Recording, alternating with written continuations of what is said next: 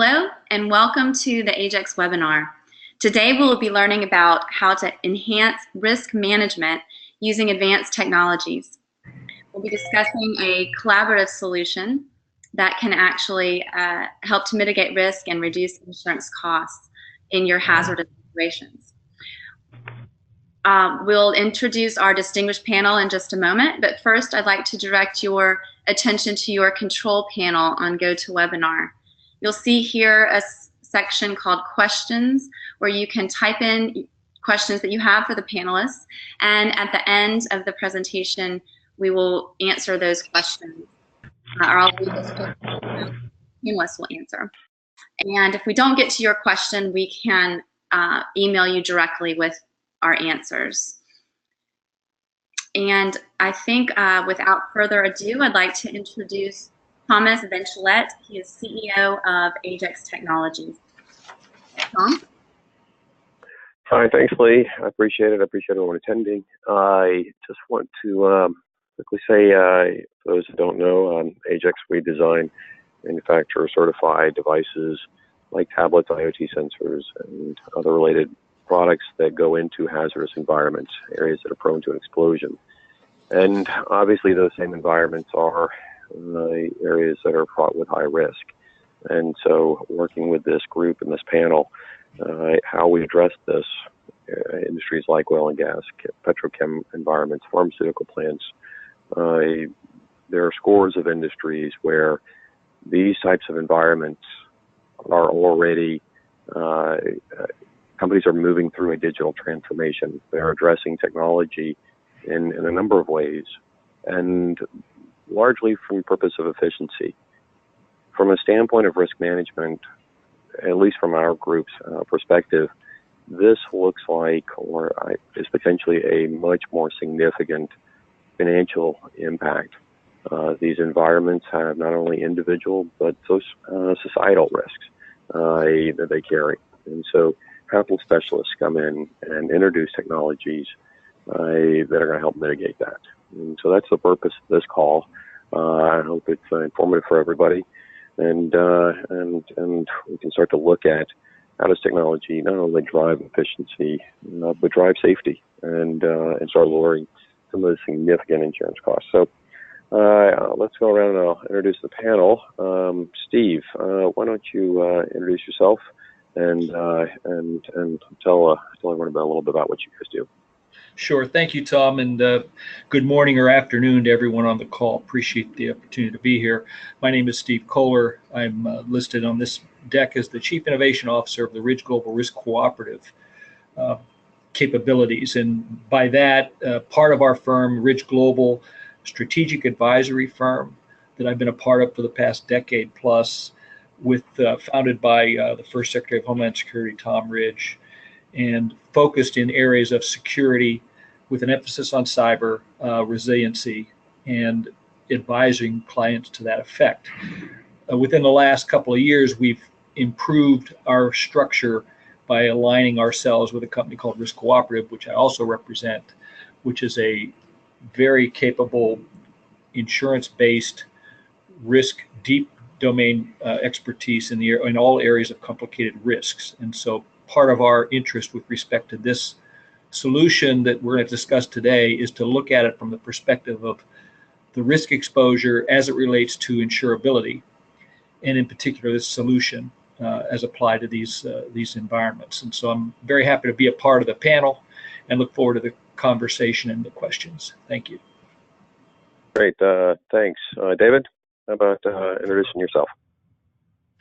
Yes, hello, I'm David Moore. I'm the founder, CEO, and president of AcuTech Group, which is a process safety and security management consulting practice founded in 1994. So we've had deep experience and expertise in doing risk assessments and helping companies to improve their performance in process safety. And we're very excited to be involved with this because as was just mentioned by Tom, this allows our clients to bring IT technologies in right where it matters at the operating floor, if you will, and to benefit from that with a safe device. And so we're very excited to do this. And we also see that with the new software we've developed to do assessments, audits, inspections, and other forms of process safety activities, this makes it more than an office environment that it can be worked in. Now it can be worked in the operating floor very safely and efficiently. So thank you for allowing us to participate. Absolutely. Thank you, David. Eric, how about yourself? Thanks, Tom. Yeah, I'm Eric Tobias, co-founder CEO of FHOOSH. I'm happy to be part of this panel. FHOOSH is a software development company. We have data security solutions that not only have advanced protection to protect data as captured or generated, but we also transmit that data at speeds never seen before.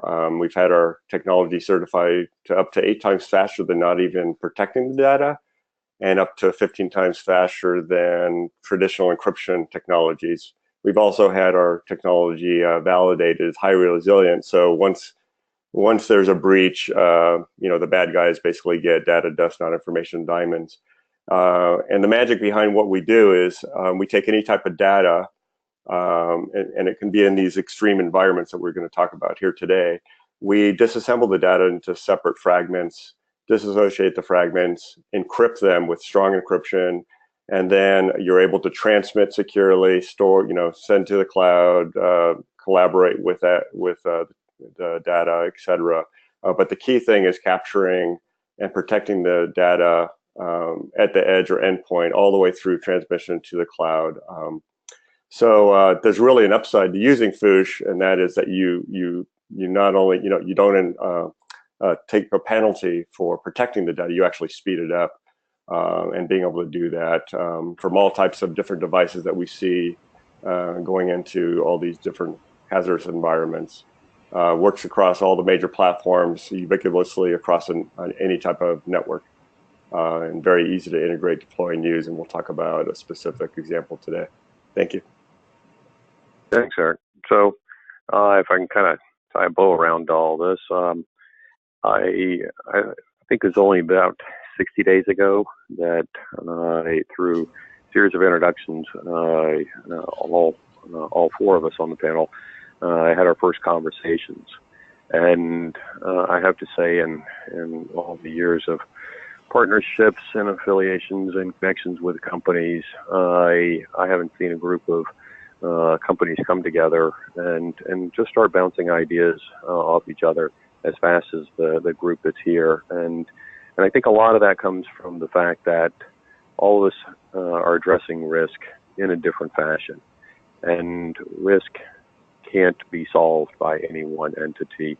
It does take a collaboration of organizations. And so if we look at from Ridge's perspective and their ability to communicate with organizations that have, frankly, strategic impacts on the economy if things go wrong, big societal impacts, and be able to talk to those organizations at a very different level than, say, the company where I work. We're dealing with people at a plant level or an IT level or whatever. And where AcuTech can come in and all the experience that they have going in and walking around and assessing that and identifying that these rounds meet those kind of safety standards. And by so doing, you're altering the risk profile just by kind of changing some of those steps, and bringing software to the table that helps perfect that compliance, and then adding that layer of encryption over the whole thing. We're faced with obvious cyber threats around the world. It's real. It's only getting worse. And so as you go from an environment where people have an old paper form and they're going to go into that digital environment, checking that off the box right up front, I think is a critical piece. So I hope that that kind of frames things up for everybody. So I want to kind of get into some of the discussion. Steve, why don't I start with you? And from your view, how does risk management in hazardous areas and hazardous industries, I guess, differ from other businesses, from what you see? Oh, I'll tell you, appreciate the question, Tom. I think that a couple of things that we see. One, obviously, lives are at stake in a much more ready fashion in this particular these industry sectors. Also, I would say, and you hit the topic a bit with where we are today in the 21st century, where you have a continual growth in the amount of digital devices that are connected globally, as well as the risk exposure from a safety standpoint. What we look at as a company, and what we looked at with regard to this solution, is the integration of adequate and effective software and hardware tools that mitigate the effects of these exposures, so that what in the risk management space can pre-underwrite or underwrite that risk in a way that you can shift some of that liability exposure, which is also one of the major issues in today's environment with these hazardous locations and situations, is that the financial risk is considerable. And so what we believe, that a solution that enables the risk management industry to effectively do evidence-based pre-underwriting or underwriting creates the prospects for better insurability, thereby shifting some of that risk exposure from the company or the client that we all serve to a balance sheet that's capable of handling it, and built in such a way and informed in such a way that you minimize the effects of having to litigate the claims. And I think that's fundamentally what we see. The difference today is the scale, the simple size, and a lot of that vulnerability has been expanded because of the access to, if you will, the cyber vulnerability. So by combining those recognitions through this solution, I think that's, with respect to this industry segment, what differs with respect to other segments. It's the catastrophic nature of the exposure, financially and in a human life standpoint. I think that makes sense, and I think if there isn't anybody that can immediately in their mind associate something on the news, that these don't tend to be very localized sorts of problems. They can get very catastrophic very quickly, and so I think that helps. David, how can the introduction of technology, in your perspective, improve a company's risk profile? What kind of technologies or improvements could be made that help reduce risk? Well, the thing I'm excited about with this enclosure and the encryption software is that it facilitates the use of new developments in software, and it brings collaboration to the operating floor. I think the real step changes in safety improvement and security improvement and the idea of operational excellence is only to be achieved if you have everyone attuned to exactly what the objectives are, exactly how do we frame risk, how do we get things done. And all of that is usually done in either manual systems or disparate systems that are not necessarily operated out in the operating area. They're usually engineering activities or after-the-fact documentation activities. So I think that if we can center on a set of tools, make it actually feasible and safe because of the intrinsically safe nature, have it secure from a cybersecurity standpoint, which is the second big issue that everyone's concerned with the use of IT, then we're off and running in terms of making real headway in. And what has to happen then is we have to have systems, organized assessment methods, and it just facilitates a whole flow of good technology to make a company productive and uniform in terms of how they address risk. I think it makes sense. I'm always struck by the number of people with a carbon copy piece of paper, and when you think about accountability and real-time information, the ability to introduce that piece of software there and have that impact, I would absolutely agree. I appreciate that. Thanks. Eric, from a cyber standpoint, an encryption standpoint, high-speed connection, how do you see that impacting all of this? Well, thanks, Tom. Yeah, in many of these environments, you have constrained and distributed networks. You might have workers or engineers out in a remote location, and they may not have secure connections, encrypted tunnel connections back to a control or command center and all that.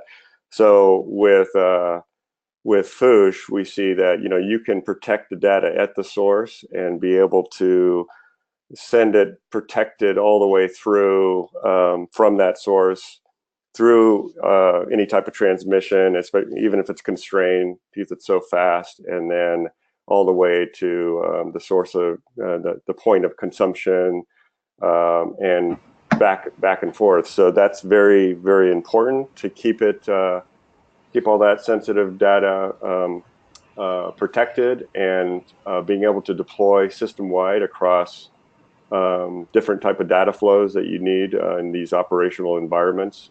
So we've really focused on making our solutions very simple to use, very controlled, so administrators can decide what a given group or individual is able to do. Can they protect the data? Can they send it?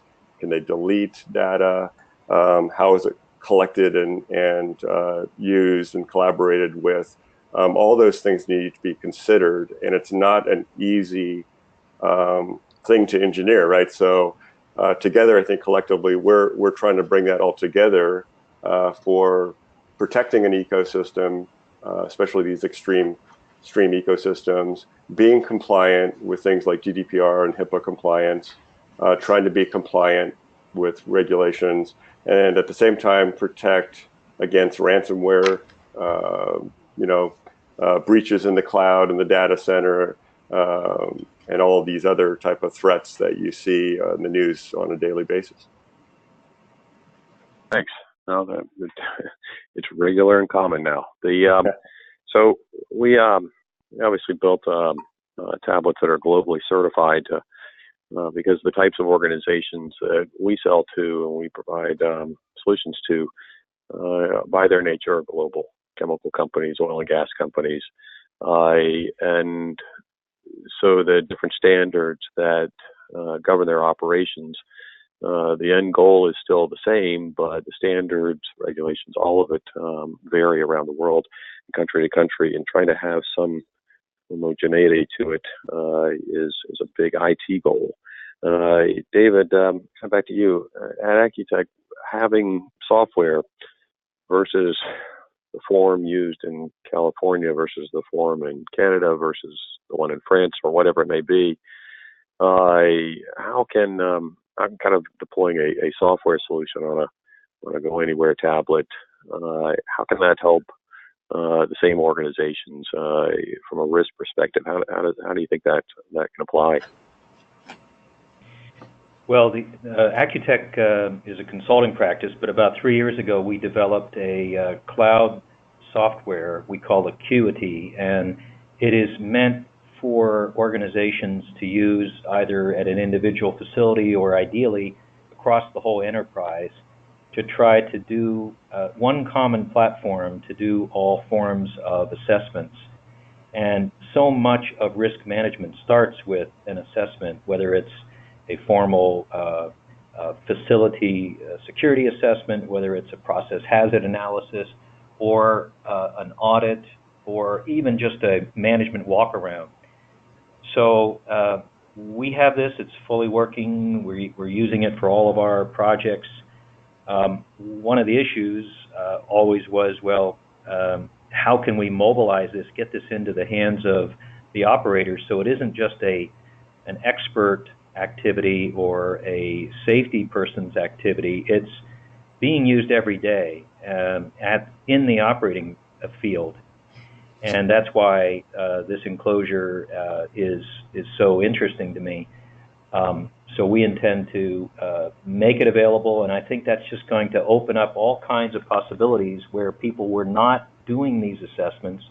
They were not immediately reporting back using tools like this. Imagine with the digitation capabilities, everything from video, audio, still photography, note-taking, etc., right there on the spot.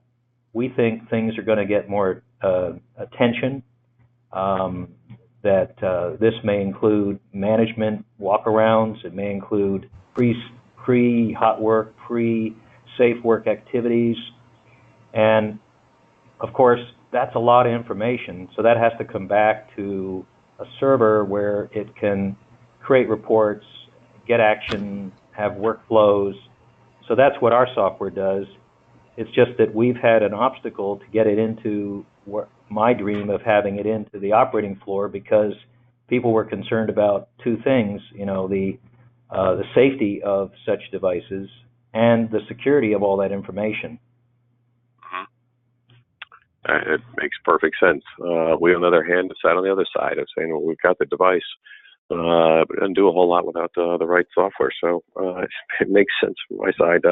Eric, I guess as a follow-up there, we do hear from time to time people saying, well, the paper is safe, and we don't understand the risk going digital. And we tend to look at it from the standpoint that the paper is a little bit unsafe, actually, because it could be hours, days before information is updated, or the paper's lost, or it rained and it just simply smudged. And helping them onto that path, how do you try and address that? And to the point that there were two elements there. It was needing the device, it's only the software, but answering that question of security in a way that an average Joe walking through a plant floor doesn't need to learn all sorts of new challenges of encryption. It just exists. That's right, and there's all sorts of advantages. You kind of pointed on a couple of them of going paperless, including best practices for backing up data. So if there's a disaster that hits, losing the actual paper document can be a real challenge, but also, productivity enhancements, approvals, being able to capture all sorts of different information for analytics, improve productivity. There's a lot of reasons to go digital.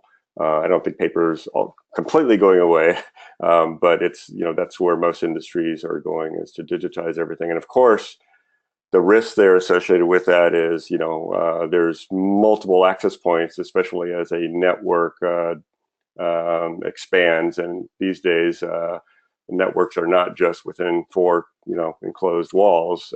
It can be anything from different IoT sensors out in a plant. It can be from tablets and mobile devices, PCs, to within the enterprise itself, and different clouds for distributing and sharing and analyzing data, and command centers. So the key there, we believe, is having a single solution that works across all these platforms ubiquitously, works with all the major platforms, and you only really have to think about deploying one solution. And then the second part of that is making it as simple as possible within standard operational workflows for the workers, and giving them controls through administration of those tools, so they can't make too many mistakes, right? So they can only do certain functions that fits within their workflow.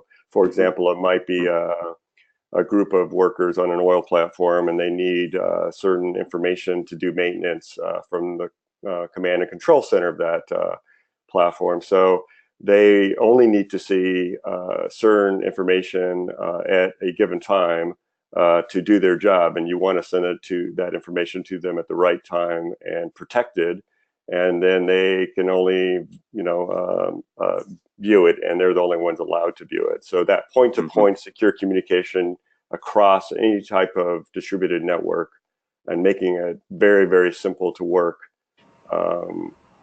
is the key to that, we believe. Thanks. Let me go back real quickly. I am cognizant of the time here. So real quickly, Steve, we certainly face IT budgets that they want all the technology, but may not have the budget to do this.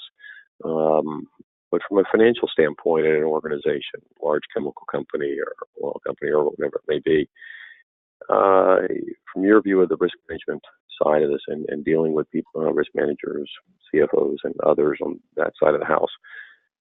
How could this be looked at from a financial perspective? How could this potentially be looked at in a partnership with insurance in saying we're willing to help invest because we do see that positive impact? How do you see this having a financial impact on those organizations? Well, I think that the important aspects that are common to this discussion, when you combine people, process, and technology in a way that you create a more resilient organization and are able to minimize the risk exposure, be it cyber, safety, and security, let's call it in this scenario, that creates an opportunity then to shift some of that financial exposure in the event there is an event, as I said at the outset, to a balance sheet that's equipped to handle it, and to do it in such a way that it's actually an evidence-based or an informed or a risk-based assessment as opposed to an actuarial one, so that the ability to prepare a policy, as it were, that's much better informed and eliminates the exclusions, minimizes the prospects of having to litigate any potential claim, but to better manage it. So I think from a purely a risk management standpoint within a large corporate setting, which is constantly an issue that's being addressed, by combining this kind of a solution, you're actually improving the risk profile for those operations, and therefore should result in discounts or lowering of the premium exposure for the cover, and getting cover that's actually better informed. So I think that those are some of the purely financial benefits for this kind of a risk and resiliency approach to this particular situation.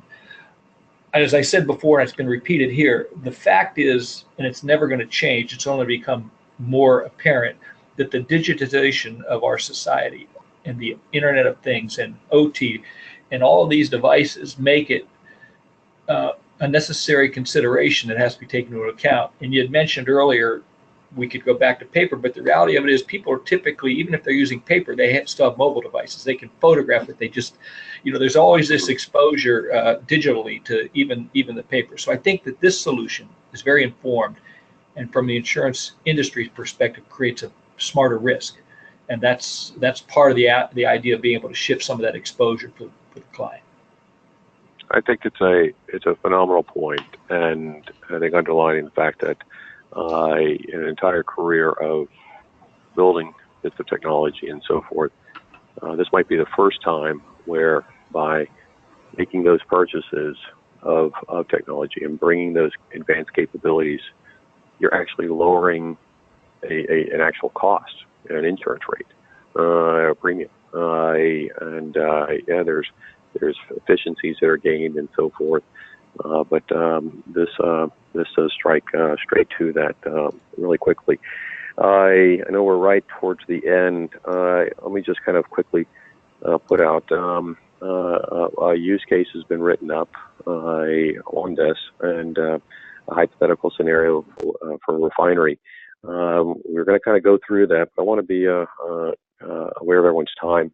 And so I'll just kind of defer and say that use case will get distributed out.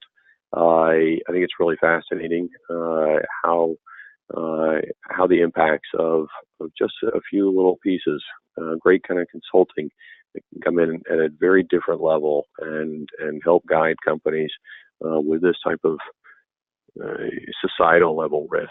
And then how are those other concerns that may be impediments to deploying technologies get quickly addressed in a single solution.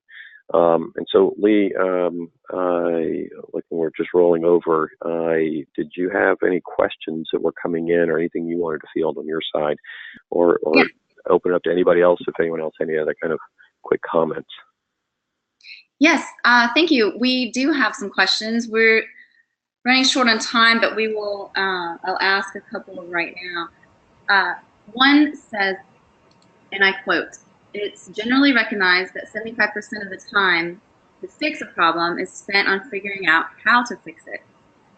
How can this integrated solution decrease the time and associated risks with problems that are identified in day-to-day operations?" And I'll turn that over to whomever feels they would like to answer. Well, this is Dave Moore. I could offer to that let's say you had a lot of standard procedures and you were to digitize the proper way to do things.